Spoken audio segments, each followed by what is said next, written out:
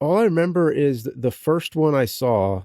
I think the show was called like Terrible Game Theater or something like that. And when I saw it, I loved it. I was like, it's hilarious to see somebody else doing it. Like, it was like the highest form of flattery I ever got. I was like, oh my God, because he mentioned me in it too, but that was the first time I saw somebody else do a game review that was in an angry style like that. And I was like, oh wow, this is awesome that I inspired this person. And then a lot of others came, and then there was just so many you couldn't keep track at a certain point. And then it kind of it lost any surprise value. Nowadays there's so many people on YouTube in general.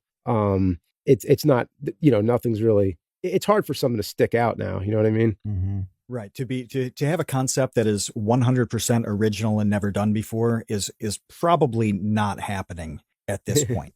Like, there's a reason why there's a line about that in Ecclesiastes, which is a bit of an old one.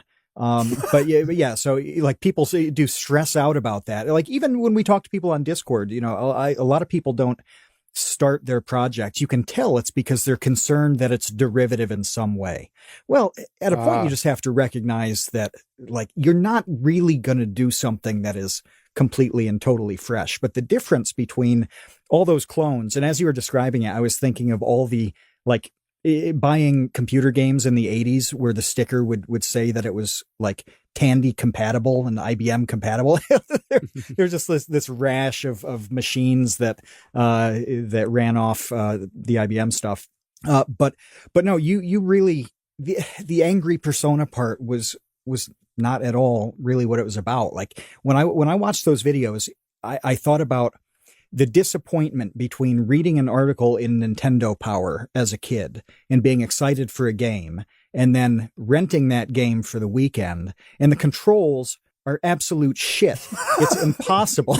Like the dumbest, everything you would point out in a video about a game is what would frustrate the hell out of me when I was 9 and completely run counter to my expectations. And that's not something that you can just like turn a camera on and be angry and funny and get. There's a level of analysis there that matches the viewer's experience on that. And none of those clones really captured that. Oh wow. Well, thank you. Yeah, it was it was fun. I mean, just like I guess being one of the first ones to do that. Yeah. Cause now I do it, and there's nothing I can do with it that's completely new. So every episode's kind of like the same kind of format, but a different game. Like the episodes really haven't changed much at all. Like it's kind of just, I've been doing the same thing for 15 years, so there's like a certain level of like stick to the format, but also coming up with something new in each one. So I always try to find that balance.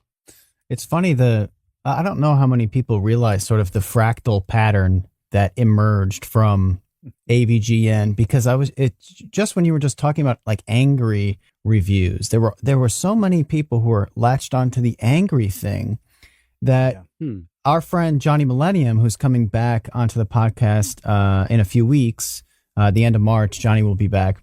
He like purposefully created Happy Console Gamer because everybody was just talking about being angry about games, and Johnny was like, well, I really want to celebrate and talk about all the games that I love. So I'm going to do he actually enjoys the opposite of this sort of, rash of angry video game people. So it's just funny how much spawned off of that. That's obvious, let alone the things that aren't so obvious.